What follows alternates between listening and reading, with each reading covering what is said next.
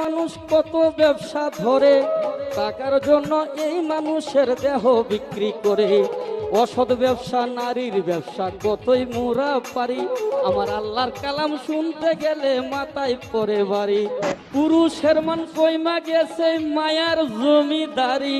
কি কথাগুলো ঠিক আছে?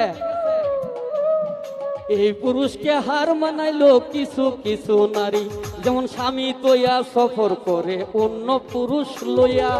এই কারণে আল্লাহ পাকে প্রমাণ গেছে দিয়া, স্বামী তৈয়া সফর করে অন্য পুরুষ লইয়া। এই কারণে আল্লাহ পাকে প্রমাণ গেছে দিয়া। সেই নারী হয় শয়তানের বাহু, আল কুরআনে কয়। স্বামী কিছু কইতে গেলে উল্টা দেখায় ভয়। নারী হয় শয়তানের বাহু, আল কুরআনে কয়। নিজের স্বামী কিছু কইতে গেলে উল্টা দেখায় ভয়।